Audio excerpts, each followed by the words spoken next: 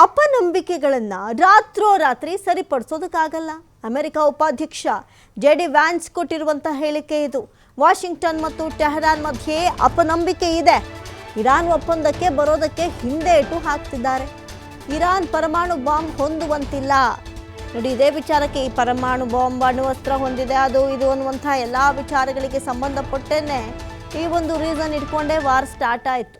ಇದೀಗ ಅಪನಂಬಿಕೆಗಳನ್ನು ರಾತ್ರೋರಾತ್ರಿ ಕ್ಲಿಯರ್ ಮಾಡೋಕ್ಕಾಗಲ್ಲ. ನಂಬಿಕೆ ಇಲ್ಲ, ನಂಬಿಕೆಯ ಕೊರತೆ ಬೇಜಾನಿದೆ. ಹಾಗಾಗಿ ಇದನ್ನ ಇಮ್ಮಿಡಿಯೇಟಾಗಿ ಸರಿಪಡಿಸೋಕ್ಕಾಗಲ್ಲ. ಇದೇ ವಿಚಾರಕ್ಕೆ ಸಂಬಂಧಪಟ್ಟಂತೆ ಮೊದಲನೇ ಮೀಟಿಂಗ್ ಏನಾಯಿತು, ಅದು ಕಂಪ್ಲೀಟ್ ಅಟ್ಟರ್ ಫ್ಲಾಪ್ ಆಯಿತು. ಎರಡನೇ ಮೀಟಿಂಗಿಗೆ ತಯಾರಿಗಳನ್ನು ಮಾಡಿಕೊಳ್ಳಲಾಗ್ತಾ ಇದೆ.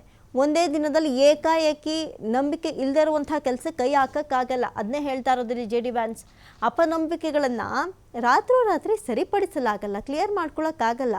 JD ವ್ಯಾನ್ಸ್ ಕೊಟ್ಟಿರುವಂಥ ಸ್ಟೇಟ್ಮೆಂಟ್ ಇದು. ವಾಷಿಂಗ್ಟನ್ ಮತ್ತು ಟೆಹರಾನ್ ಮಧ್ಯೆ ಅಪನಂಬಿಕೆ ಇದೆ. ಇರಾನ್ ಒಪ್ಪಂದಕ್ಕೆ ಬರೋದಕ್ಕೆ ಹಿಂದೇಟು ಹಾಕ್ತಾ ಇದೆ.